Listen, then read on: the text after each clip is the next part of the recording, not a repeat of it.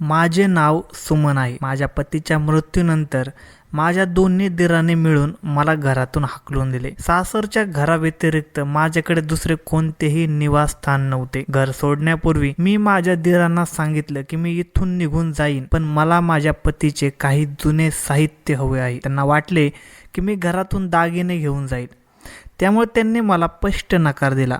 पण मी म्हणाले की मला माझ्या पतीच्या मौल्यवान वस्तू नाही पाहिजेत. माझ्यासाठी त्यांच्या मौल्यवान साहित्यात त्यांची ती पिशवी आहे, ज्यात त्यांच्या हाताने लिहिलेल्या कविता आणि त्यांच्या जीवनातील काही क्षणाच्या कथा असलेल्या डायऱ्या ठेवलेल्या आहेत. जेव्हा मी ती पिशवी हातात घेतली तेव्हा माझे दोन्ही दीर आणि धाकटी जाऊ जोरजोरात हसू लागले आणि म्हणू लागले की या पुस्तकाचेही काय करणार आहे, हे तर आम्ही कागदाच्या कचऱ्यात टाकणार होतो. मी शांतपणे माझ्या मुलाला घेऊन तिथून निघून आले आणि माझे जीवन एका छोट्याशा कच्च्या घरात जगू लागले. मी माझ्या पतीच्या हाताने लिहिलेल्या डायऱ्या त्या पिशवीतून काढत असे आणि वाचत असे. वाचल्यानंतर मी त्या पुन्हा त्याच पिशवीत ठेवत असे.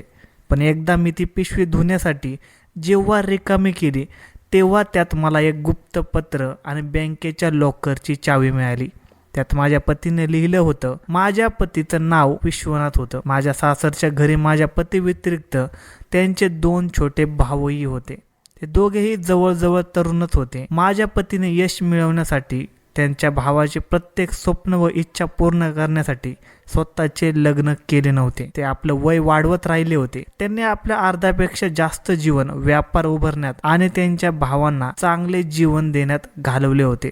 नंतर जेव्हा लोकांनी त्यांना सांगितलं की आता तुला स्वतःसाठी एखाद्या साथीदाराची निवड करायला हवी, तुला लग्न करायला हवं, तेव्हा त्यांनी माझ्या घरी लग्नाचा प्रस्ताव पाठवला. आमचे लग्न हे प्रेमविवाह नव्हतं.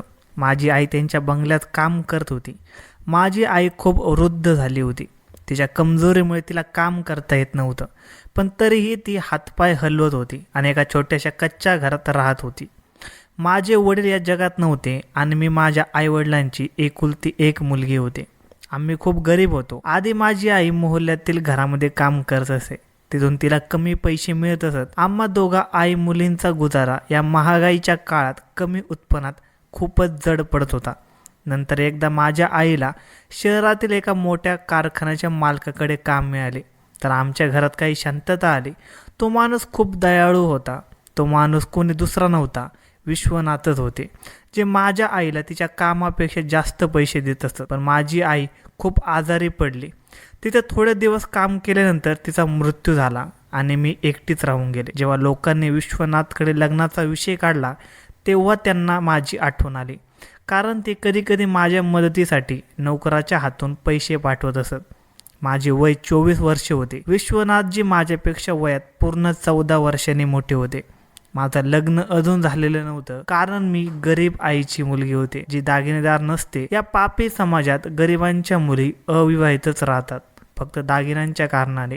विश्वनाथजींनी माझ्याशी लग्न करण्याचा प्रस्ताव दिला तेव्हा मीही हे मान्य केले, कारण आईच्या मृत्यूनंतर मी अगदी एकटीच राहून गेले होते आणि या कच्च्या घरात माझ्यासाठी गुजारा करणे खूपच कठीण होत होते. त्यांनी माझ्यासारख्या गरीब मुलीशी लग्न करून समाजात फक्त मानच दिला नाही, तर माझे खूपच रक्षणही केले. मी या बंगल्याची मोठी सून झाले. माझे पती एक सभ्य आणि प्रामाणिक माणूस होता. नेहमी गरीब आणि लाचार लोकांच्या मदतीस त्यांचा नेहमीच हात पुढे असायचा. त्यांच्या दोन्ही भावांना मी माझ्या छोट्या भावांप्रमाणे समजत असे आणि मी त्यांचा खूप आदर करत असे. माझ्या मोठ्या दिराचे नाव रमेश होते आणि छोट्या दिराचे नाव श्याम होते. लग्नाला 2 वर्षे झाल्यावर देवाने मला एक मुलगा दिला, ज्याच्या आमच्या जीवनात येण्याने आमचा आनंद दुप्पट झाला. माझ्या जीवनात काहीही कमतरता नव्हती. सगळं काही खूप चांगलं चाललेलं होतं. पण नंतर माझ्या पतीला एक असा आजार झाला ज्याने त्यांच्या शरीराला तोडायला सुरुवात केली. माझ्या पतीचा उपचार खूप मोठमोठे डॉक्टर करत होते, पण ते वेळेनुसार कमकुवत होत चालले होते. त्यांची स्थिती सुधारण्याऐवजी आणखीनच बिघडत चालली होती. मी त्यांची खूप सेवा करत असे. माझ्या दोन्ही दिरांनी माझ्या पतीचा व्यापार सांभाळला होता. माझ्या पतीने आमच्या लग्नाला 3 वर्ष झाल्यावर त्यांच्या दोन्ही भावांचे लग्नही लावून दिले होते. त्यांनी आपल्या आवडीच्या मुलींशी लग्न केले होते. माझ्या दोन्ही धाकट्या जाऊ चांगल्या होत्या. त्या माझा खूप आदर करत असत. व्यापार माझ्या दिरांनी सांभाळला होता आणि माझ्या दोन्ही धाकट्या जाऊ घर सांभाळू लागल्या होत्या. असाच वेळ खूपच निघून गेला होता. मी फक्त माझ्या पतीच्या सेवेत गुंतलेली असत. त्यांना हा कठीण काळ माझी अतिशय गरज होती. आमचा मुलगा 5 वर्षांचा झाला होता. एका मुलानंतर आम्हाला दुसरी संतान झाली नाही. माझ्या दिरांकडे 2-2 मुले झाली होती. मी नेहमी माझ्या पतीला बरं होण्याचं देवाकडे प्रार्थना करत असे, पण एकदा आजाराशी लढता लढता त्यांचे श्वास कायमचे थांबले आणि मी विधवा झाले. त्यांच्या मृत्यूचा धक्का माझ्यावर विजेच्या कडकडासारखा पडला होता. माझ्या मुलाच्या डोक्यावरून वडिलांचे छत्र उडून गेले होते. हे घर जे नेहमी आनंदाने भरलेले असायचे आता एकटेपणात बदलले होते. मी माझ्या मुलाला छातीला चिकटवून रडत असत. या घरात आता आधीप्रमाणे गजबजाट नव्हता. माझा पती माझ्यावर आणि आमच्यावर मुलांवर खूप प्रेम करत होता. त्यांनी आमच्या वृद्धापकाळासाठी, आमच्या मुलाच्या उज्ज्वल भविष्यासाठी अनेक स्वप्न पाहिली होती. त्यांचा उल्लेख त्यांनी त्यांच्या डायरीत केला होता. माझ्या पतीला डायरी लिहिण्याचा खूपच छंद होता. ते डायरीत आपल्या जीवनातील आनंद आणि दुःखाच्या क्षणासोबत कविताही लिहित असत. हा त्यांचा छंद होता. ते शिकलेले होते तरी पण आपल्या कष्टाने एक यशस्वी माणूसही झाले होते, पण कधी त्यांनी यावर अभिमान बाळगला नव्हता. या घरातील प्रत्येक व्यक्तीने माझ्या पतीचा माझा खूप आदर केला होता. आता त्यांच्या जाण्यानंतर सगळ्यांचे वागणे माझ्यासोबत आणि माझ्या मुलांसोबत बदलू लागले होते. माझ्या पतीच्या मृत्यूला अवघे 25 दिवस झाले होते तेव्हा या घराचा नकाशा बदलायला सुरुवात झाली होती.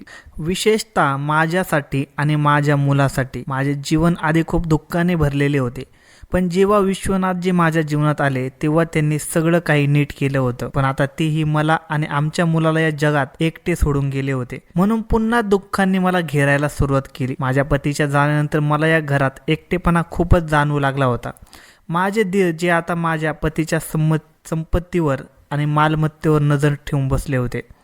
जरी माझ्या पतीने कठोर मेहनत करून आपला व्यापार उभारला होता आणि हा कारखाना, बंगला आणि जमीन जागीर सगळं काही माझ्या पतीच्या मेहनतीचे फळ होते. कायद्याच्या दृष्टीने हे सगळे त्यांच्या मुलाचे असावे, पण माझ्या दोन्ही दिरांनी आम्हा आई मुलांना दुर्लक्षित करायला सुरुवात केली होती.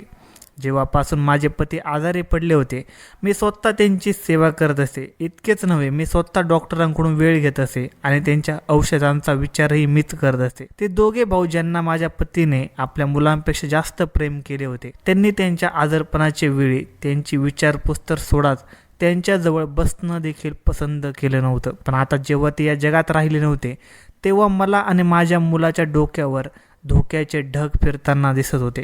माझ्या पतीच्या मृत्यूला हळूहळू 30 दिवस झाले होते. घराच्या वातावरणात एक तणाव निर्माण झाला होता. रमेश आणि श्याम जे अजूनही लोकांसमोर दाखवण्यासाठी रडत असत, आता त्यांच्या डोळ्यात अश्रूच्या जागी लोभ दिसत होता. ते दोघे आपापल्या पत्नीसोबत चर्चेत व्यस्त राहत होते. मला आणि माझ्या मुलाला अशा नजरेने पाहत होते जणू आम्ही या घराचे सदस्यच नव्हतो, तर कोणीतरी परके होतो.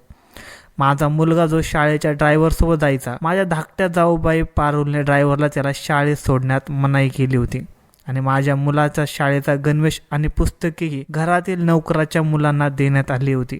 हळूहळू या घरात आता माझ्यावर अत्याचार सुरू झाले होते. माझ्या सर्वात मोठ्या जाऊबाईचे नाव दीपा होते. दीपा अनेकदा मला म्हणत असे, वहिनी किती दिवस भाऊजींचा शोक हृदयाला लावून बसणार, आता घरकामात हातभार लावा. मी जी कधी या घराची मालकीण असे आता मोलकरणीप्रमाणे घरकाम करण्यास लागले होते. घरातील जुन्या मोलकरींना बाहेर काढण्यात आले होते आणि त्यांच्या कामाचा सगळा भार मला देण्यात आला होता. मी इच्छा असूनही त्यांच्याशी काही बोलू शकले नव्हते. मला त्यांच्या योजनेची थोडीशी कल्पना आली होती, पण मी काय करू शकत होते. मी एक कमकुवत आणि असहाय्य स्त्री होते जिच्याजवळ 5 वर्षांचा एक मुलगा होता. तोही आपल्या वडिलांना आठवून फक्त अश्रू वाहत होता. घरातील सगळ्यांचे वागणे लक्षात घेत राहायचा. मला म्हणायचा, आई बाबा कुठे गेले? त्यांच्या जाण्यानंतर तर कोणीच मला प्रेम करत नाही. पण मी त्याला धीर द्यायचे, बेटा कोणी तुझ्यावर प्रेम करो किंवा न करो, पण तुझी आई नेहमी तुझ्या बरोबर आहे. एका संध्याकाळी जेव्हा घरात उदासी पसरली होती आणि रात्र गडद होत होती तेव्हा मोलकरी मला बोलवायला आली आणि म्हणाली, तुम्हाला मोठे आणि लहान साहेब दोघांनी बोलवले आहे, ते तुमच्याशी काही बोलू इच्छित आहेत, हॉलमध्ये या. मी खाली हॉलमध्ये पोहोचले तेव्हा त्यांच्या पत्नी आधीच उपस्थित होत्या. सगळ्यांचे चेहरे सरळ आणि गंभीर होते, जणू एखाद्या मोठ्या निर्णयाची घोषणा होणार होती. मी घाबरत घाबरत तिथे पोहोचले आणि एका कोपऱ्यात उभे राहिले. माझ्या दिरांच्या वृत्तीने मला अंदाज आला होता की आज काहीतरी वाईट घडणार आहे. माझ्या मोठ्या दिराने रमेशने गळा साफ करून बोलण्यास सुरुवात केली. म्हणाला, पहा वहिनी, भाऊ आता या जगात राहिले नाही आणि या घराची अवस्था आता आमची जबाबदारी आहे. तुम्हाला माहीत आहे की महागाईचा काळ आहे आणि व्यवसायाची स्थिती फार चांगली नाही. अशा वेळी इतक्या मोठ्या घराचा खर्च उचलणे आणि नंतर तुमची आणि तुमच्या मुलाची जबाबदारी पार पाडणे आमच्यासाठी खूप कठीण आहे. श्याम आपल्या मोठ्या भावाच्या बोलण्याला होकार देत म्हणाला, हो भाऊ, तुम्ही अगदी बरोबर सांगत आहात. आणि तसेच वहिनी, तुम्हाला माहीत आहे की आता तुम्ही विधवा झाला आहात. विधवा स्त्रियांना समाजात चांगले समजत नाही. आम्हाला मुले आहे. तुमचा मुलगा खूप खोडकर आहे. आमच्या मुलासोबत खेळेल तर वाईट संगत आमच्या मुलांना लागेल. उद्या लोक बोलतील की या घरात विश्वनाथची विधवा राहते. आमची मुली मोठे झाल्यावर त्यांच्या लग्नाच्या नात्यांनाही अडचणी येतील. मी त्यांच्या बोलण्याने स्तब्ध झाले होते. मी म्हणाले, माझा मुलगा खोडकर नाही. मी त्याला चांगले संस्कार दिले आहेत. मी त्याला नेहमी चांगल्या गोष्टी शिकवते. तो तुमच्या मुलांसोबत खेळतच नाही. आणि जर मी विधवा झाले तर त्यात माझा काही दोष नाही. हे सगळं माझ्या पतीने आपल्या मेहनतीने उभे केले आहे. या घरात त्यांनी माझ्यासाठी आणि माझ्या मुलांसाठी खूप सोयी सुविधा उपलब्ध केल्या आहेत. मग तुम्ही हे काय बोलत आहात आणि अशा बोलण्याचा काय अर्थ आहे? मला विश्वासच बसला नव्हता की हे माझे ते दीर आहेत ज्यांना मी आपले लहान भाऊ समजत असे. माझ्या पतीसमोर ते मला वहिनी, आई म्हणून हाक मारत असे आणि आज ते परक्या नजरेने आम्हाला पाहत होते. रमेशची पत्नी म्हणाली, वहिनी, खरे तर आम्हाला हे हवे आहे की तुम्ही या घरातून जा. माझ्या आणि दीपाच्या मैत्रिणी इथे येत जात राहतात. तुम्ही असता म्हणजे आम्हाला आमच्या मैत्रिणीसोबत खूप लाज वाटते. त्या जाऊबाई ज्यांना मी आपल्या छोट्या बहिणीचे स्थान देत होते, आज त्याच मला तुच्छ बोलून घरातून हाकलण्याचं बोलत होत्या. दोन्ही जाऊबाईंच्या चेहऱ्यावर उपहासपूर्ण हास्य होते जे माझ्या हृदयावर बाणासारखे लागत होते. मी थरथर त्या आवाजात म्हणाले, तुम्ही हे काय बोलत आहात? हे घर माझ्या पतीचे आहे, माझ्या मुलाचे आहे आणि मी तुमची वहिनी आहे. तुम्हाला माहीत आहे की माझी म्हाताऱ्या या जगातून गेली आहे. तिच्या व्यतिरिक्त माझे कोणीच नाही. माझ्या एकटेपणावर दया येऊनच विश्वनाथजीने माझ्याशी लग्न केले होते. मी आता कुठे जाऊ? या जगात माझे तुमच्या व्यतिरिक्त कोणीच नाही. तेव्हा माझा छोटा दीर श्याम म्हणाला, हे बघा वहिनी, कायद्याने हे घर आमचेही आहे, कारण आम्ही भावाचे छोटे भाऊ आहोत आणि या घराचे वारसदार आहोत. तुम्ही परके आहात. तुमच्यासारख्या गरीब स्त्रीला या घरात त्यांनी स्थान दिले, तुम्हाला पत्नी बनवले, जमिनीवरून तुम्हाला आकाशावर बसवले. बस, आमच्या भावाने तुमच्यावर खूप उपकार केले आहेत. आता तुम्ही तुमच्या मुलाला घेऊन या घरातून जा. आणि जर तुम्ही तुमच्या मुलाच्या हक्काचे बोलणार असाल तर ऐका, जेव्हा भाऊ आजारी पडले तेव्हा त्यांचा व्यवसाय आम्ही सांभाळत होतो. त्यांच्या उपचारावर खूप पैसा खर्च झाला होता, म्हणून तुमच्या मुलाचा हक्क आम्ही भावांच्या उपचारावर संपवला. आणि तसेही तुम्ही आमच्या भावाच्या शेवटच्या दिवसात त्यांच्या मनावर कब्जा केला. कदाचित त्यांच्याकडून काय काय लिहून घेतले असेल, पण आम्ही तुम्हाला स्पष्ट सांगतो की आम्ही 1 इंच जमीन किंवा 1 रुपयाही तुम्हाला देणार नाही. आता आमचे भाऊ या जगात नाही. त्यांच्या जाण्यानंतर आम्ही तुमचा आणि तुमच्या मुलाचा भार उचलू शकत नाही. हे ऐकून माझ्या डोळ्यातून अश्रू वाहू लागले होते. मी हात जोडून म्हणाले, देवाच्या नावाने असे बोलू नका. मी माझ्या पतीची सेवा कोणत्याही लोभासाठी केली नव्हती. ते माझे पती होते, माझे सगळं काही होते. मला संपत्ती किंवा जमिनीचा लोभ नाही. फक्त मला या घराच्या एका छोट्या कोपऱ्यात राहू द्या. मी तुमची मोलकरीण बनवून राहील. फक्त मला या घराबाहेर काढू नका. मी कुठे जाईन? हे जग खूप निर्दयी आहे. मी एकटी स्त्री माझ्या मुलाला घेऊन कुठे धक्के खात फिरू? पण त्या कठोर मनाच्या लोकांवर माझ्या अश्रूंचा काहीही परिणाम झाला नाही. पारुल उपहासपूर्ण कमी आवाजात म्हणाली, अरे, इथे मोलकरीण बनवून राहणार आणि नंतर हळूहळू संपूर्ण घरावर कब्जा करणार. आम्हाला तुमची चाल चांगली माहीत आहे. तुम्ही निरागस बनून आमच्या पतींना भावनिक करत आहात, पण हे होणार नाही. तुम्हाला हे घर सोडावेच लागेल, आणि तेही आज आणि आत्ता. रमेश आणि श्यामनेही तिच्या बोलण्याला साथ दिली होती आणि आपला निर्णय सांगितला. तुम्ही तुमचे सामान पॅक करा आणि जाण्याची तयारी करा. मी रडत होते, विनवणी करत होते. तेव्हा श्याम म्हणाला, पहा, आमच्याजवळ फुकटचा वेळ नाही. आम्ही ठरवले आहे की हे घर विकून आम्ही दोघे आपापला हिस्सा घेऊ आणि आपापला व्यवसाय वेगळा करू. म्हणून तुम्हाला या घरात स्थान नाही. तुमचे सामान घ्या आणि जिथे जायचे असेल तिथे जा.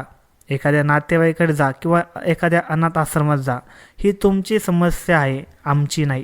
मी माझ्या पतीच्या भावांचे चेहरे पाहिले, जिथे दयेची चमक कुठेही दिसत नव्हती. मला समजून आले होते की आता या लोकांसमोर विनवणी करण्याचा काहीही फायदा नाही. माझा मुलगाही भीतीने माझ्या पायांना चिकटून होता. या लोकांचे रक्त थंड झाले होते आणि नात्यांची बंधने तुटली होती. मी माझे अश्रू पुसले आणि एक दीर्घ श्वास घेतला.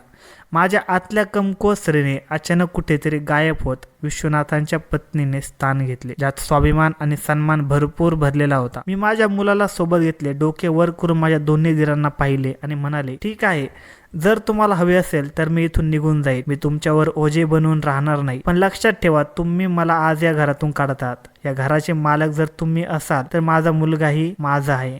माझा पती नेहमी आपल्या मुलाच्या उज्ज्वल भविष्यासाठी प्रार्थना करत असे. मी जात आहे, पण मी माझा हक्क सोडणार नाही. माझा निर्णय आता देव करेल. रमेश अपमानास्पद शब्दात हसून म्हणाला, अरे हो, जा. मोठी आली, हक्क सोडणार नाही. जणू आम्ही तुझ्या हक्कावर अवलंबून आहात. इथून निघ. मी तिथून फिरून जायला लागले. तेव्हा माझी धाकटी जाऊ दीपा म्हणाली, आणि ऐका, खबरदार जर या घरातून कोणती मौल्यवान वस्तू घेऊन गेलात तर आम्ही तुमच्या सामानाची तपासणी करू. मी म्हणाले, मला तुमची संपत्ती आणि दागिन्याची काही आवड नाही. तुम्ही तुमच्या या कागदी किल्ला सांभाळा. मी या घरातून काहीही घेऊन जाणार नाही. फक्त माझ्या पतींची ती पिशवी घेऊन जाईल. श्यामने संशयपूर्ण नजरेने मला पाहिले आणि विचारले, त्या पिशवीत काय आहे? कदाचित तुम्ही भावांच्या पैशांच्या पिशवीचा विचार करत असाल. मी नकारार्थी डोके हलवले आणि म्हणाले, त्यात त्यांच्या हाताने लिहिलेल्या डायऱ्या आहेत. आणि तुम्हाला आठवते की त्यांना डायरी लिहिण्याचा किती छंद होता. त्यांच्या खूप साऱ्या डायऱ्या त्या पिशवीत जमा आहेत. मला फक्त तेच हवे. त्या माझ्या पतीच्या शेवटच्या आठवणी आहेत आणि त्यांना घेऊन जाण्यापासून मला कोणीही रोखू शकत नाही. त्यांच्यावर माझा पूर्ण हक्क आहे. पारुल म्हणाली, हो घ्या, पण लक्षात ठेवा, खोलीतून कोणतीही मौल्यवान वस्तू किंवा दागिने तुम्ही घेऊन जाणार नाहीत. मी समाधानकारक पद्धतीने म्हणाले, नाही, माझ्यावर विश्वास ठेवा. जर हवे असेल तर त्या पिशवीची तपासणी घ्या. त्यात फक्त माझ्या पतीच्या हाताने लिहिलेल्या कवितांच्या पुस्तकांचा आणि काही डायऱ्यांचा समावेश आहे. मला फक्त तेच हवे आहे आणि नंतर मी इथून निघून जाईल. हे ऐकून तिथे शांतता पसरली होती आणि सगळ्यांनी एकमेकांकडे पाहिले आणि नंतर हसत रमेश म्हणाला, बस, तो जुना कचरा हवा आहे. ठीक आहे, घेऊन जा. अरे माझी वेडी वहिनी, मागायचे होते तर काहीतरी वेगळे मागितले असते. पैशाची मागणी केली असती तर कदाचित आम्ही विचारही केला असता, पण तुमची बुद्धी छोटी आहे. खैर, यात आम्हाला काही हरकत. ते तर तसे आमच्यासाठी काही कामाचे नाही. तुम्ही गेल्यानंतर जेव्हा त्या खोलीची साफसफाई होईल तेव्हा आम्ही भावाच्या सगळ्या पुस्तकांना रद्देवाल्याला देणार होतो. तुम्ही घेऊन जायचे असेल तर घेऊन जा, आम्हाला काही हरकत नाही. पण खबरदार, या पलीकडे एक सुईही उचलली तर तुमची खैर नाही. मी त्यांच्या बोलण्याला काही उत्तर दिले नाही आणि शांतपणे माझ्या मुलाला घेऊन माझ्या खोलीकडे निघाले, जिथे मी माझ्या आयुष्यातील सर्वात शांत आणि पतीसोबतचे सुंदर क्षण घालवले होते. खोलीचा दरवाजा उघडताच मला माझ्या पतीचा तोच सुगंध जाणवला, जो त्यांचा परफ्यूम आणि औषधांच्या मिश्रित वासाचा होता. माझ्या डोळ्यातून पुन्हा अश्रू भरले. खोली तशीच होती जशी माझ्या पतीसमोर असायची. जेव्हापासून माझे पती आजारी पडले होते तेव्हा मी या खोलीत त्यांची सेवा करत असे. माझा मुलगा दुसऱ्या खोलीत झोपायचा, पण माझ्या पतीच्या मृत्यूनंतर मी त्या खोलीत पुन्हा परतले नाही. माझ्या मुलासोबत त्याच्या खोलीतच झोपत असे. या खोलीचा बिछाना रिकामा होता आणि बाजूच्या टेबलवर औषधांच्या बाटल्या आणि कागद रिकामे पडलेले होते. कोपऱ्यात उभा असलेल्या मोठ्या कपाटावर माझी पतीची पुस्तके होती आणि कपाटात ती पिशवी ठेवली होती ज्यात त्यांचे सर्वात मौल्यवान साहित्य होते. या कविता आणि डायऱ्यावर त्यांनी खूप प्रेम होते. ते मला म्हणत असत, सुमन, मी डायरी यासाठी लिहितो जेणेकरून माझ्या जीवनाची कथा माझा मुलगा मोठा होऊन वाचेल आणि ज्या प्रकारे मी यशस्वी झालो त्याची कदर करेल आणि स्वतःही कष्टाळू आणि प्रामाणिक माणूस बनेन.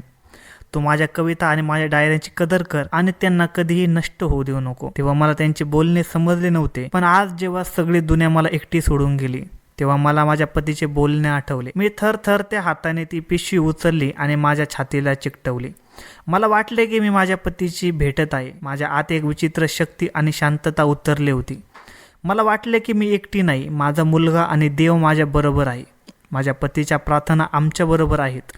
मी रडत्या डोळ्यांनी त्या खोलीकडे पाहिले. ती खोली जिथे मी माझ्या पतीची सेवा केली होती, जिथे मी माझ्या पतीसोबत सुंदर क्षण घालवले होते, ही खोली आता माझ्यासाठी परकी झाली होती. मी हळूच चालता बाहेरच्या दिशेने निघाले. ते सगळे माझ्या परत येण्याची उत्सुकतेने वाटच पाहत होते. त्यांनी पाहिले की माझ्या हातात माझ्या पतीची ती पिशवी आहे ज्यात त्यांच्या आठवणी आहेत. श्याम हसत म्हणाला, घेतला का तुमचा खजिना? आता जा आणि पुन्हा इथे कधीच परत येऊ नका. मी त्यांच्याकडे पाहिले. माझ्या नजरेत ना राग होता ना तक्रार होती, तर एक विचित्र दया होती. मला त्यांच्या समजुतीची खंत वाटत होती की मी दरवाजाकडे वळवून पाहिले. आज तोच मला या घराबाहेर ढकलत होता.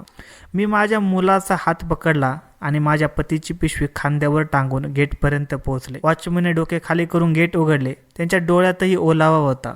कारण तो माझ्या शिलाचा आणि पवित्रतेचा साक्षीदार होता. मी उंबरठा ओलांडून रस्त्यावर पाऊल ठेवले. संध्याकाळचा अंधार आता हळूहळू गडद रात्रीत बदलत होता. माझ्या मुलाला श्लोकला भीती वाटत होती. मी त्याला माझ्या छातीला चिकटवले होते. थंड हवेचा झुळका वाहत होता. माझ्याजवळ कोणतेच ठिकाण नव्हते, पण माझ्या छातीला चिकटलेला माझा मुलगा माझी सर्वात मोठी शक्ती होती. मागे घराचा दरवाजा माझ्यासाठी कायमचा बंद झाला होता, ज्याने माझ्या आणि माझ्या पतीच्या गेलेल्या दिवसामध्ये कायमची भिंत उभी केली होती. मी रिकामे हाताचे होते. ना पैसा होता, ना दागिने होते, ना छत होते, पण मी तरीही सर्वात श्रीमंत होते, कारण मी माझ्या पतीच्या सर्वात मौल्यवान आठवणी घेऊन निघाले होते. माझ्या मुलाला भूक लागली होती, पण माझ्याजवळ पैसे नव्हते. मी माझ्या दुर्दैवावर रडत होते आणि माझ्या मुलाला वारंवार धीर देत होते. बेटा, संयम ठेव, सगळं काही ठीक होईल. मला माहीत नव्हते की आमची पुढची सकाळ कुठे होईल, पण मला विश्वास होता की देवच मला मार्ग दाखवेल. त्यांनी मला घरातून काढून हे समजून घेतले होते की ते जिंकले आहेत, पण ते विसरले होते की अन्यायाचा अंत होतोच आणि अन्यायकारकांना हात वर करावे लागतात. देवाने त्यांच्यावर आपली दोरी घट्ट करण्यास सुरुवात केली होती. माझा मुलगा वारंवार रडत होता. शहराच्या रस्त्याची विराणी झाली होती. जेव्हा मी फुटपाथवर चालत होते, आम्हा दोघा आई मुलांना थंडी वाजत होती. आमचे शरीर थरथरत होते. मी साडीचा पदर धरून मुलाला झाकत होते, पण तो वाऱ्यामुळे वारंवार उडत होता. पण माझ्या हृदयात एक विचित्र शांतता होती. मला वाटत होते की माझा पती माझा हात पकडून माझ्या बरोबर आहे. माझ्याजवळ डोके लपवायला ना छत होते आणि ना पैसा होता. मी अनेकदा विचार केला की मी कुठे जाईन. नंतर मला माझ्या आईचे ते घर आठवले, जिथे मी लग्नापूर्वी राहत होते. आमचे ते कच्चे छोटेसे घर, जे फक्त छोट्या जमिनीचा एक तुकडा होता. विश्वनाथांशी लग्न झाल्यावर मी त्या घरात पुन्हा कधी परतले नव्हते, पण आता ते घर माझे आणि माझ्या मुलांचे आधार बनणार होते. मी तिथे गेले तेव्हा तिथे खूप घाण होते. अनेक वर्ष हे घर रिकामे पडलेले होते. मी त्याची साफसफाई केली आणि नंतर जमिनीवर एक चादर पसरून माझ्या मुलाला घेऊन बसले. माझा मुलगा भुकेने खूप तडफडत होता. मी शेजारच्या घरात त्यासाठी अन्न मागण्याच्या उद्देशाने निघाले. या मोहल्ल्यातील लोक माझ्या आईला खूप चांगले ओळखत होते आणि मलाही, आणि आमचा खूप आदर करत असत. मी शेजारच्या मामीचा दरवाजा ठोठवला.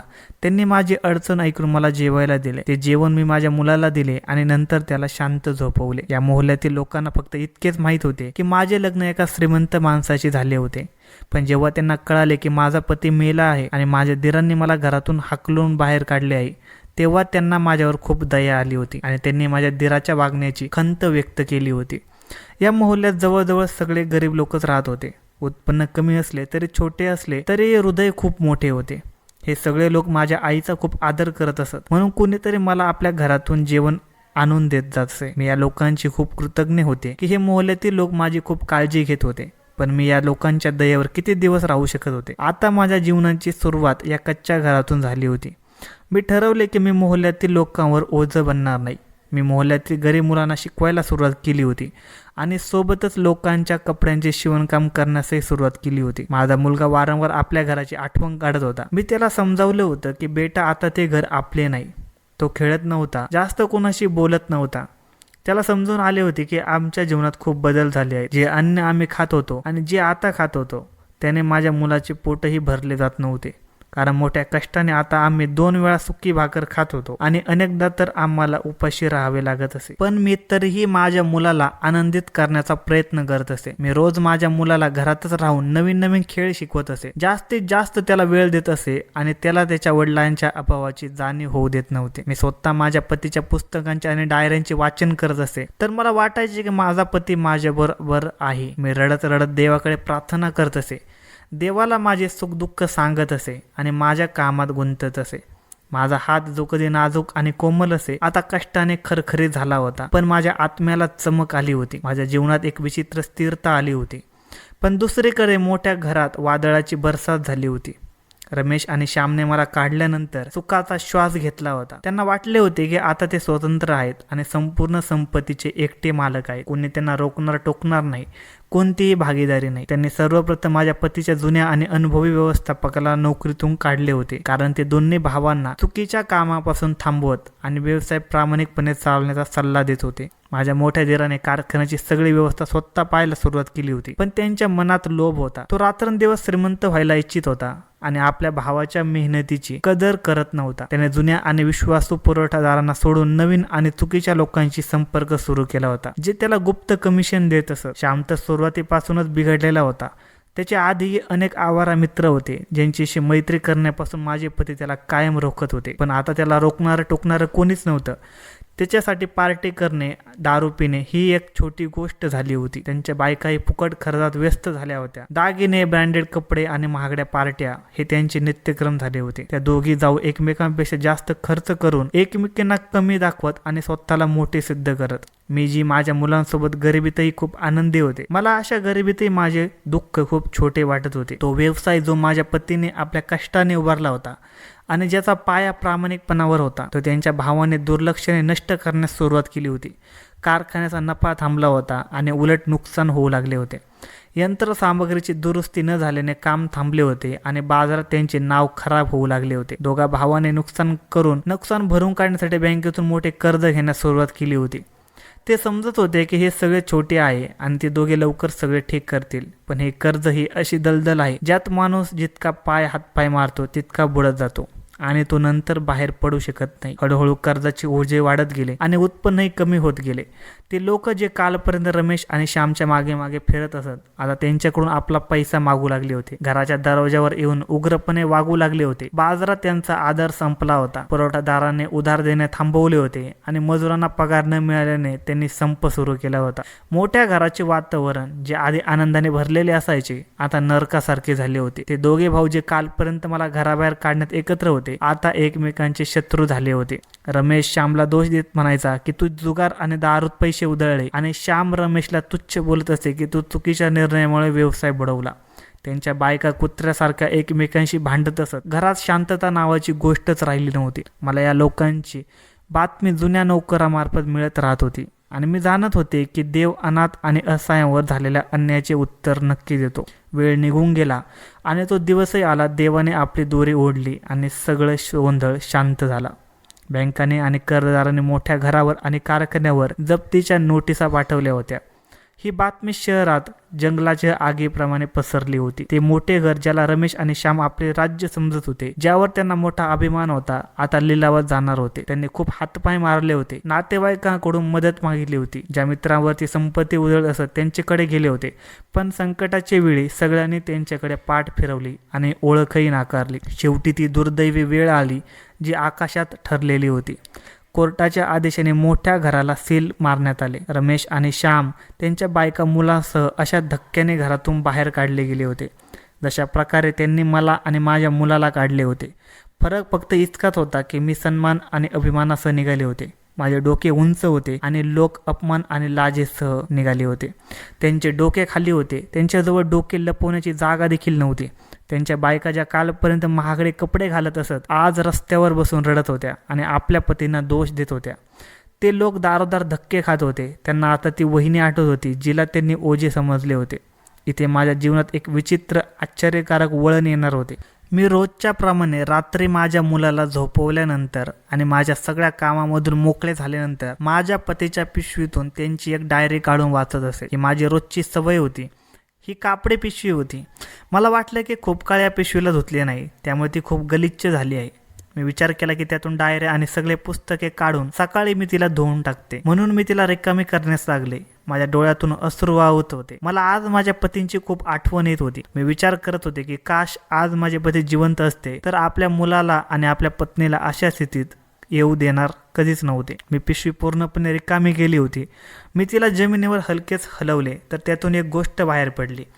ती एक छोटी चमकदार चावी होती ज्यावर क्रमांक कोरलेला होता 6349. मी पिशवीच्या आत हात घालून पाहिले तर एका छोट्या भागात एक पत्र ठेवलेले होते. ते कदाचित कुणाच्या नजरेत आले नव्हते. माझे हृदय जोरात धडकू लागले. मला समजत नव्हते की यात काय गुपित आहे, ही चावी कशाची आहे आणि हे पत्र कोणी ठेवले आहे. मी थरथरत्या हाताने तो कागद उघडला. हे एक पत्र होते जे माझ्या पतीच्या हाताने लिहिले होते. त्यांचे हस्ताक्षर थरथरत होते, जणू लिहिताना ते खूप भावूक किंवा आजारी होते आणि त्यांचे हात थरथरत होते. मी ओल्या डोळ्याने पत्र वाचायला सुरुवात केली. माझी प्रिय सुमन, जर तू हे पत्र वाचत असशील तर याचा अर्थ असा आहे की मी आता या जगात राहिलो नाही आणि माझ्या शंका पूर्णपणे खऱ्या ठरल्या. मला माहित होते की माझ्यानंतर माझे भाऊ तुला आणि आपल्या मुलाला एकटे सोडतील आणि संपत्तीच्या लोभात तुम्हाला घरातून काढतील. मी त्यांचा स्वभाव ओळखत होतो की ते कधीच माझ्या पुस्तकांशी जोडलेले राहणार नाही, कारण त्यांच्या हृदयावर गंज लागलेला आहे आणि ते जगाच्या रंगीबेरंगी गोष्टीमध्ये हरवले आहेत. पण मला विश्वास होता की माझी पत्नी माझ्या आठवणी छातीला चिकटवून ठेवले आणि माझ्या मुलाचीही काळजी घेईल. मी माझ्या जीवनात खूप कमावले, पण माझी सर्वात मोठी आणि खरी कमाई माझा मुलगा आहे आणि माझे प्रेम तू आहेस. माझ्या भावांनी मला निराश केले. आजारीपणाच्या वेळी फक्त तू माझी सेवा केली. त्यांनी माझी विचारपूस देखील केली नाही. तू माझ्या सेवेद्वारे मला आपले केले. मला माहीत होते की ते माझ्या जाण्यानंतर तुम्हाला खूप त्रास देऊन रस्त्यावर उभे करतील, म्हणून मी माझ्या जीवनातच तुझी आणि आपल्या मुलाची एक व्यवस्था केली होती. ही चावी जी तुला मिळाली आहे ही शहरातील सर्वात मोठ्या बँकेच्या एका खास आणि गुप्त तिजोरीची आहे, ज्याचा क्रमांक त्यावर लिहिलेला आहे. ही तिजोरी फक्त तुझ्या नावावर घेतली आहे आणि त्याची वशियत बँकेत आहे. त्यात सगळे काही आहे जे तुझ्या हक्काचे आहे आणि कदाचित त्याहून जास्त.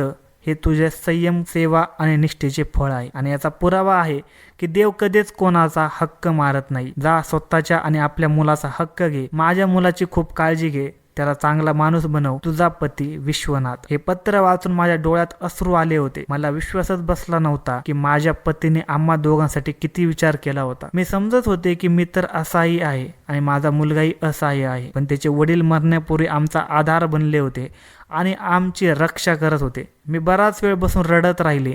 मी त्या चावीला आणि पत्राला मुठीत दाबून उभे झाले. आता माझ्या हातात एक नवीन हिंमत आणि आत्मविश्वास होता. मला माहित होते की ही चावी फक्त संपत्तीची चावी नाही, तर माझ्या हरलेला सन्मान आणि स्थानाची चावी आहे. मी दुसऱ्या दिवशी माझ्या मुलाला घेऊन बँकेत पोहोचले. मी तिथल्या व्यवस्थापकाशी भेटण्याचा प्रयत्न केला, तर बँकेच्या कर्मचाऱ्यांनी माझ्या अवस्थेला पाहून मला थांबवले. पण जेव्हा मी त्यांना माझ्या पतीबद्दल सांगितले तर मला त्यांनी ताबडतोबच आतमध्ये बोलवले. व्यवस्थापक माझ्या पतींना चांगले ओळखत होता आणि त्यांचा खूप आदर करत होता. जेव्हा मी त्यांना चावी आणि पत्र दाखवले तर व्यवस्थापकाने ताबडतोब रेकॉर्ड तपासले. तपासणी केली तर खरेच माझ्या पतीने एक विशेष तिजोरी माझ्या नावावर केली होती आणि ते वसियत होती की फक्त माझ्यासाठीच उघडावी. व्यवस्थापकाने मोठ्या आदराने मला सोबत घेतले आणि मला तेथे नेले. तिथे मोठमोठ्या तिजोऱ्या होत्या आणि सुरक्षा होती. माझे हृदय जोरजोरात धडकत होते. व्यवस्थापक एका मोठ्या तिजोरीजवळ जाऊन थांबला. त्यावर तोच क्रमांक लिहिला होता जो चावीवर होता. त्याने आपल्याजवळ असलेली मुख्य चावी लावली आणि नंतर मला म्हणाले की माझी चावी लावावी. माझे हात थरथरत होते. मी देवाचे नाव घेऊन चावी लावली आणि फिरवली. एका हलक्या आवाजासह तिजोरीचे जड दार फिरले आणि उघडले. व्यवस्थापक आदराने मागे सरकला जेणेकरून मी स्वतः पाहू शके. मी पुढे होऊन तिजोरीत आतला भाग पाहिला आणि माझे डोळे विस्फारले. आतमधला नजारा माझ्या विचारापलीकडचा होता. मी समजत होते की कदाचित काही दागिने किंवा थोडाफार पैसा असेल जो संकटाच्या वेळी काम येईल, पण इथे तर एक संपूर्ण दुनियाच बसली होती. तिजोरी नोटांच्या राशीने भरलेली होती. त्यात फक्त नोटा नव्हत्या तर सोन्याच्या विटा आणि हिऱ्याचे सेट आपल्या चमकाने डोळे टिपकत होते. पण या सगळ्याहून मोठे तिथे एक फाईल ठेवलेली होती. हे ते कागद होते जे माझ्या पतीने गुप्तपणे तयार करवले होते, ज्यामध्ये शहरातील 3 मोठे कारखाने आणि एक शेत जमीन ती त्यांनी सगळ्यांपासून लपवून विकत घेतली होती. ते सगळे कायद्याने माझ्या आणि माझ्या मुलाच्या नावावर होते. हे पाहून तर माझे डोळे उघडेच राहिले. ज्या स्त्रीला तिच्या पतीच्या भावाने ओझे समजून घरातून काढले होते ती आज या शहरातील सर्वात श्रीमंत स्त्री झाली होती. पण माझ्या नजरा संपत्तीवर नव्हत्या, तर त्या वसियतनाम्यावर होत्या जो तिथे ठेवलेला होता, ज्यावर मोठमोठ्या शब्दात लिहिले होते, जे लोभात आंधळे होतात ते एक दिवस रिकाम्या हाताचीच राहतात. मी थरथर त्या हाताने तो कागद उचलला. माझ्या डोळ्यातून अश्रू कागदावर पडत होते. मला माझ्या दिरावर दया येत होती, ज्यांनी थोड्या फायद्यासाठी इतके मोठे नुकसान केले होते. मी विचार करत होते की देवाची काठी किती जबरदस्त. आज तीच स्त्री जी कालपर्यंत शेतासाठी तरसत होती कोट्यावधीची मालकीण झाली होती आणि माझ्या पतीचे ते भाऊ जे कालपर्यंत कोट्यावधीचे मालक होते आज रस्त्यावर पडलेले होते. बँकेच्या या शांत तिजोरीच्या खोलीतून बाहेर पडताना आनंदाने मी माझ्या मुलाचे कपाळ चुंबले आणि बाहेर आले. माझ्या हृदयात एक विचित्र थंडावा उतरला होता ज्याने माझ्या सगळ्या दुःखांना व्यापले होते. मी रस्त्यावर चालत किनाऱ्याकडे आले आणि एक ऑटो थांबून त्यात बसले. माझी इच्छा असती तर शोरूममध्ये नवीन गाडीही विकत घेऊ शकत होते, पण मला दिखावा करायचा नव्हता. नंतर मी सरळ माझ्या मुलाला घेऊन वकील साहेबांकडे गेले, ज्यांचा उल्लेख माझ्या पतीच्या कागदात होता. वकील साहेब जे माझ्या पतीचे खूप जुने मित्र होते, त्यांनी मला पाहून देखील आश्चर्य वाटले आणि आनंदही झाला. त्यांनी सांगितले की विश्वनाथजीने ही सगळी संपत्ती तुमच्या नावावर केली आहे आणि तुमच्यानंतर तुमच्या मुलाच्या नावावर वसियत केली आहे की जोपर्यंत तुम्ही स्वतः माझ्याकडे येत नाही तोपर्यंत मी कोणाकडे हे रहस्य उघड करू नये, कारण त्यांना असे वाटत होते की तुम्ही परिस्थितीच्या कठीण परिस्थितीतून मजबूर व्हावात आणि तुमच्या दिरांचा खरा चेहरा ओळखावा. वकील साहेबांच्या बोलण्याने माझ्या डोळ्यात अश्रू आले होते. त्यांनी ताबडतोब कायदेशीर कारवाई सुरू केली होती आणि मला सगळ्या कारखान्यावर आणि शेतातल्या घरावर कब्जा दिला होता, जी कायद्याने माझी मालमत्ता होती. मी सर्वप्रथम माझ्या आईच्या मोहल्ल्यात गेले, जिथे मी मोठ्या कष्टाने वेळ घालवला होता. मी तिथल्या गरीब लोकांना, ज्यांनी माझी मदत केली होती, इतके पैसे दिले की ते आपल्या कच्च्या घरांना पक्के करू शकतील, जेणेकरून येणाऱ्या पावसात छतातून पाणी टपकू नये आणि ते लोक शांततेने राहू शकतील. नंतर मी माझ्या पतीच्या जुन्या विश्वासू नोकरांना शोधले, ज्यांना रमेश आणि श्यामने अपमानासह काढले होते. मी त्यांच्या घरात गेले, त्यांची मदत केली आणि त्यांना पुन्हा नोकरीवर येण्याची ऑफर दिली. ही बातमी संपूर्ण शहरात पसरली होती की विश्वनाथ रायांच्या पत्नीने आपल्या पतीचा व्यवसाय सांभाळला आणि ती अगदी आपल्या पतीप्रमाणे दयाळू आणि तत्वनिष्ठ स्त्री आहे. माझ्या पतीचा व्यवसाय, जो त्यांच्या भावाने दुर्लक्षाने बुडवला होता, माझ्या कष्टाने आणि प्रामाणिकपणाने मी त्यांना पुन्हा चमकवले होते. कारखान्याच्या चिमण्या धुराने भरल्या होत्या आणि मजुरांच्या घरात समृद्धी आली होती. मी माझ्या शेतात बांधलेल्या घरातच राहायला सुरुवात केली होती. माझा मुलगाही आता खूप आनंदी होता. सर्वप्रथम मी माझ्या मुलाची एका चांगल्या शाळेत प्रवेश घेतला होता. माझा मुलगा शिकायला इच्छित होता, पण त्याचा अभ्यासाचा हक्क हिरावला गेला होता. मी संपत्तीला मनात स्थान दिले नव्हते, ती फक्त हातात होती, म्हणून ती माझ्यावर कधीच वर्चस्व गाजवू शकली नाही. दुसरीकडे रमेश आणि श्यामची स्थिती खूप वाईट होत चालली होती. ते मोठ्या घरातून निघाल्यानंतर काही दिवस स्वस्त हॉटेलमध्ये राहिले, पण जेव्हा त्यांचा खिसा रिकामा झाला तेव्हा ते रस्त्यावर आले. त्यांच्या बायका, ज्या कालपर्यंत एकमेकांना कमी दाखवण्यासाठी लाखो खर्च करत असत, आता 2 वेळच्या भाकरीसाठी भांडत होते. त्यांची मुले उपाशी राहू लागली होती. रमेशने छोटी मोठी नोकरी करण्याचा प्रयत्न केला होता, पण त्याचा गेलेला वेळ आणि अभिमान आडवा येत राहिला. जिथे तो जात असे तिथे लोक ओळखत आणि म्हणत, हा तोच विश्वनाथ रायांचा नालायक भाऊ आहे, ज्याने आपल्या भावाचे नाव बदनाम केले. श्याम तर व्यसनात इतका बुडलेला होता की त्याने भीक मागायला सुरुवात केली होती. ते दोघे भाऊजी कधी महागडे कपडे घालून अभिमानाने चालत असत, आता फाटक जुने कपडे घातलेले होते. कर्जदारांची भीती त्यांना नेहमी सतावत राहायची. ते लपून फिरत असत, पण भूक हे असे वास्तव आहे जे माणसाला खड्ड्यातूनही बाहेर काढते. एकदा भुकेने त्यांची शक्ती संपली आणि ते खूप तडफडले. तेव्हा त्यांना कळले की शहरात एक नवी व्यवसाय करणारी स्त्री आली आहे. तिने जुने कारखाने पुन्हा सुरू केले आहेत आणि ती खूप चांगली आहे. ती गरिबांची मदत करते आणि कुणालाही रिकाम्या हाताने परत पाठवत नाही. तेव्हा माझ्या दोन्ही दिरांनी विचार केला की तिथे जाऊन आपल्या नशिबाची चाचणी घ्यावी, कदाचित एखादी छोटी मोठी नोकरी मिळेल. त्यांना माहीत नव्हते की ते कोणत्या दारावर जात आहे. भुकेने त्यांची स्थिती आणि बुद्धी दोन्ही नष्ट केल्या होत्या. ते दोघे भाऊ आणि त्यांच्या बायका पायी चालत शहराच्या उद्योग क्षेत्राकडे निघाले होते, जिथे कधी त्यांचे स्वतःचे कारखाने होते. रस्त्यात त्यांना आपला तो काळ आठवत होता, जेव्हा ते आपल्या मोठमोठ्या गाड्यातून इथून जात असत आणि मजूर त्यांना सलाम करत असत. आज ते स्वतः मजुरांपेक्षा वाईट स्थितीत होते. जेव्हा ते कारखान्याच्या मोठ्या गेटवर पोहोचले तेव्हा तिथे तोच जुना म्हातारा वॉचमॅन उभा होता, ज्याला रमेशने धक्का देऊन घरातून बाहेर काढले होते. वॉचमॅनने त्यांची खराब स्थिती पाहिली. आधी तो त्यांना ओळखू शकला नाही, पण जेव्हा नीट पाहिले तर त्याचे डोळे आश्चर्याने विस्फारले. हे त्याचे जुने मालक होते, पण आज ते नोकर बनून उभे होते. वॉचमॅनच्या डोळ्यात अश्रू भरले. त्याने त्यांना रोखले नाही, तर आदराने सलाम केला आणि आत जाण्यास परवानगी दिली. रमेश आणि श्यामला लाजेने घेरले होते. त्यांना अपेक्षा होती की वॉचमॅन त्यांना अपमानित करून बाहेर काढेल, पण त्यांच्या वागण्याने त्यांची मने जिंकली होती. ते थरथरत्या आवाजात म्हणाले, आम्हाला कारखान्याच्या मालकीणीशी भेटायचे आहे. आम्ही खूप लाचार आहोत. आम्हाला इथे काम हवे आहे. वॉचमॅनने सांगितले की तुम्ही लोक कार्यालयात बसा, मी मॅडमांना ताबडतोब कळवतो. तो त्यांना घेऊन माझ्या वैभवशाली कार्यालयात गेला, जिथे कधी रमेश बसून हुकूम चालवत होते. कार्यालयाचे वातावरण बदलले होते. ते दोघे घाबरत घाबरत कोपऱ्यात उभे राहिले. त्यांना घाम येत होता. काही वेळाने चेहऱ्यावर मास्क लावून मी आत आले. मी माझा चेहरा झाकला होता, कारण मला त्यांना आपली ओळख इतक्या लवकर सांगायची नव्हती. मी येऊन माझ्या खुर्चीवर बसले आणि शांतपणे त्या दोघा भावांकडे पाहू लागले. ते डोके खाली करून उभे होते. खोलीत खोल शांतता पसरली होती. श्याम हिम्मत करून म्हणाला, मॅडम, आम्ही खूप गरीब आणि लाचार लोक आहोत.